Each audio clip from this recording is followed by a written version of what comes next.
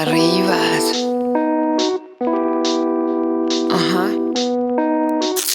Buongiorno Italia, 4V. Sing hanno preso peggio del solito perché ha un bel po' di raffreddore a un giorno dal raduno, ma non è un problema, ci vado ovviamente lo stesso. È stata un'ottima occasione perché è arrivato un freddo becco, io appunto sono raffreddato, forse un po' influenzato, la febbre sembra che non ce l'ho più, in poche parole ho freddo, no? Ho acceso i termi e si sta veramente da Dio, quindi devo dire che l'impianto ALDE funziona veramente in una maniera pazzesca. L'unico piccolo difettino che avevo già detto ancora prima di provarlo, perché già immaginavo, è il fatto che non essendo una stufa ma essendo dei termi, non è che ti buttano fuori l'aria caldissima dove tu appoggi i piedi o le mani, hai capito? Cioè puoi infilare magari la mano dentro dove ci sono i termi, ok, però non è la stessa cosa in mettersi davanti a una stufetta. Però vabbè, dopo dentro il caldo è veramente eccellente ed è assolutamente omogeneo in qualsiasi parte del camper, anche davanti proprio ovunque. Italia, è arrivato Fabio e lo vedi senza influenza. Tu, ecco, e adesso lo vedi con l'influenza. No, vabbè, andiamo comunque, vi coso tutti, farò l'untore al raduno, quindi vi cosate tutti. Pronto? Se non ha ancora internet a casa e vuole sentire Ma hai monato mare. Oh, Italia. È arrivato anche Alessio. Eccolo! Che gli attacchiamo l'influenza. Guarda che ciuffettino che c'ha lì, C'è ciuffettino sulla... legato lì. Porca miseria.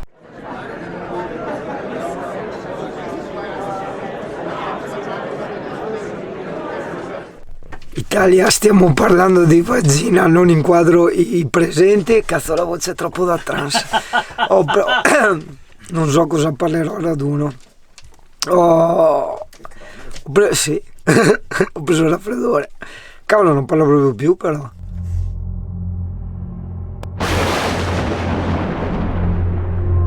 Buongiorno Italia. Niente, mi manca ancora la voce. Porca puttana, che sfiga di merda. Allora, guarda che bella giornata. Siamo ancora a Jesolo, ma Jesolo non è distante dalla Brussa. È già arrivata parecchia gente, da quello che leggo dai messaggi che mi mandano. Mi dispiace che 2 o 3 non sono venuti per il tempo. Ma guarda che tempo che c'è. Cioè, voglio dire, purtroppo non bisogna mai affidarsi al meteo e partire sempre con la mentalità al massimo prendo la pioggia in compagnia, perché altrimenti non fai mai niente. Io ho fatto così col viaggio in Toscana, abbiamo fatto 10 giorni col sole che pestava e doveva piovere. Così è così, purtroppo è così. No, non mi dispiace perché ci saranno anche dei camper interessanti, tra cui un Challenger di quelli nuovi, che se a me piacciono i Challenger e quindi ci tenevo molto a fare il video. Lo farò ovviamente, non so come, perché come cazzo, non lo so, vabbè. E ci tenevo però, visto che adesso mi sto un attimo preparando, a farti vedere una cosa tipica veneta. A Maia da salute! Dica! Avanti. Dimmi. Eccolo qua. Buongiorno. Sto messaggiando tutti. Cazzo che voce a trans. Ma andiamo da Fabio. Fabio? È andata alla COP a consegnare le cose del caffè. Mochetta. Guarda che spazioso che te, guarda che piano cucina, ragazzi. Esatto. Non fare video qua perché sono disastro. Ma no, desidero cucinare. Porca miseria. No, perché non è bello vedere questa cosa qua, perché sei ghiacciata. Ma è normale che ti surge dopo, esatto. ti scalda. Adesso abbiamo anche la voce da Halloween. Senti che roba siete? Ci mettiamo qua a mangiare. Ci stiamo anche qua. Boh, sì, come vuoi, è vero, non so mai mangiare qua.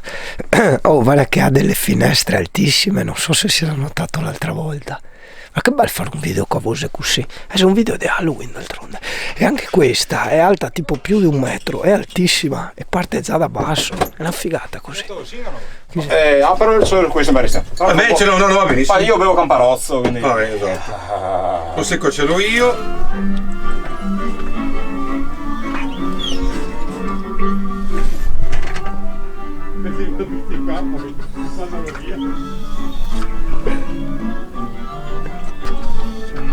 Siamo ripartiti Italia. Cazzo, ancora questa voce da trans. Ok, ci siamo quasi arrivati al raduno.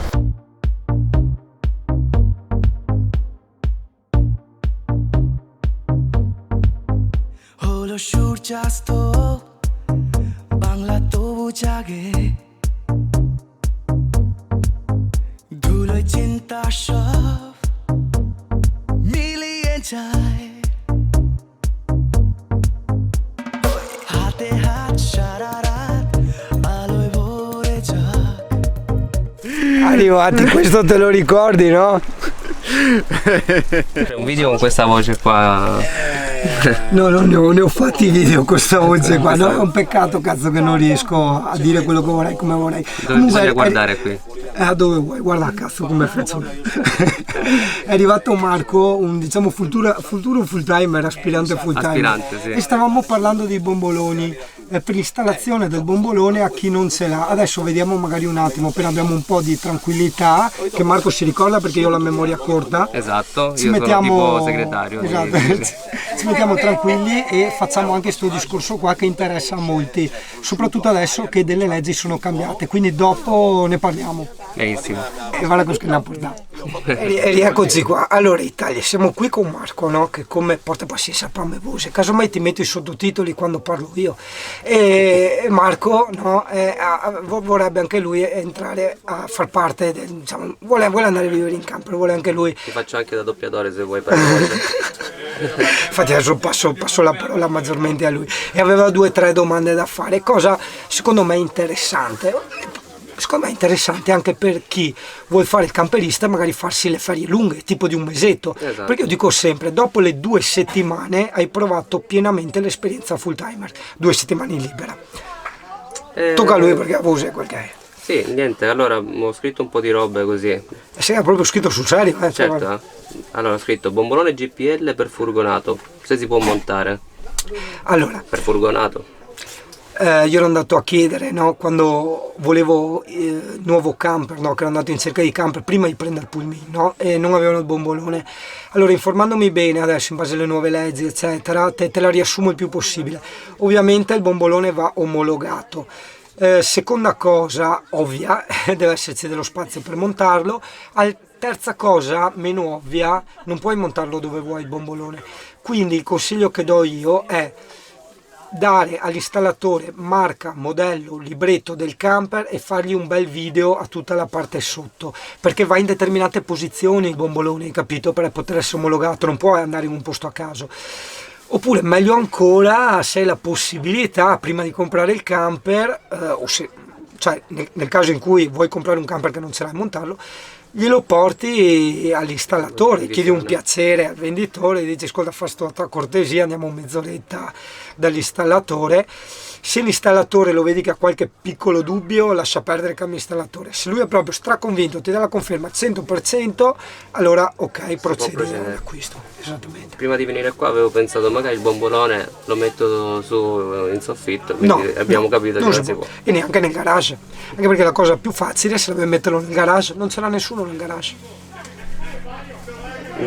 Almeno da quello che so, È venuto fuori anche la questione della ICOM, che è l'unica azienda, dovrebbe essere l'unica azienda in Italia con brevetto che rende liquido il gas nell'abitacolo. E hanno fatto questo discorso qui e altri camperisti, e questo è un altro dubbio che ho, perché la ICOM appunto dovrebbe essere l'unica azienda che ha l'omologazione per il gas nell'abitacolo, per far arrivare il gas nell'abitacolo. Allora io qui non vi so rispondere, però ho visto che sia Scarosso che questo e tutti gli altri camper che ho visto, tutti avevano scritto ICOM, anche nel misuratore di quanto GPL resta c'era la scritta ICOM, quindi forse probabilmente è l'unica marca che lo fa, però non pesate le mie parole, io do solo la mia esperienza. Scarosso, questo e quelli che ho visto erano ICOM. Terza, e spero che sia l'ultima, pannelli solari, se c'è il posto nel soffitto di un furgonato oppure di un camper piccolino. Allora lì è relativo, allora partiamo dal presupposto che i pannelli solari in base a marca, modello e potenza ce ne sono di varie dimensioni e addirittura anche forme, ci sono quelli slim, quelli più larghi eccetera eccetera, quindi la cosa più intelligente, allora intanto ovviamente si possono montare anche su un furgonato, quindi punto, chiuso il discorso. Poi la cosa più intelligente da fare, se tu vuoi montarti dei pannelli, devi andare col tuo camper dall'installatore, lui sale con la scala, prende le misure e dopo ti fa il preventivo in base ai tuoi spazi.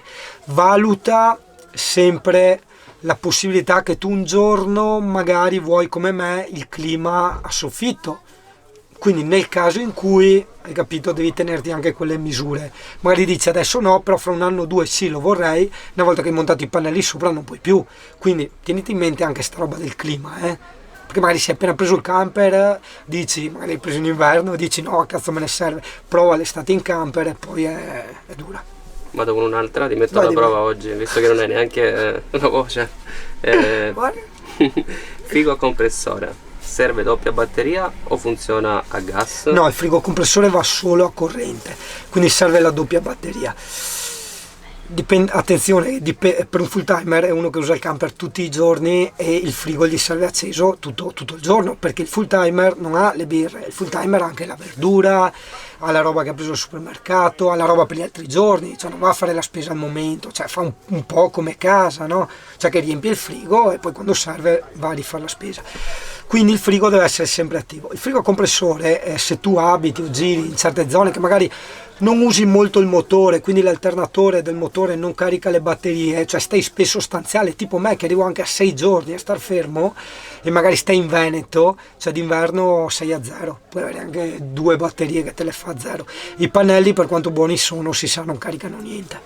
Però, grazie mille Yuri. È così. Molto, Per quello io ho molto scelto meglio. il trivalente. Se no mi sarei messo un frigo di casa, no? Hai capito? Perfetto per l'estate, cioè con i mega pannelli che ho, ovvio che ce l'avrei fatta alla grande, ma dopo d'inverno no. Vedo anche che io, come dico sempre, ho esigenze diverse, cioè questo, oltre alla casa, questo è l'ufficio, io lavoro tante ore col computer, poi se sta inverno, che piove, motivo in più per lavorare, perché sono obbligato a star dentro, quindi hai capito? Quindi il frigo a compressore per me sarebbe una palla al piede pazzesca, per me. Ottimo, grazie mille. Ho risposto a tutto. Oh. È bastata la voce, dai, assegniamo a Sari Saro, ma che basta. Esatto. Dai, speriamo di non aver detto troppe cazzate, continuiamo con raduno. Ciao Italia! Ciao.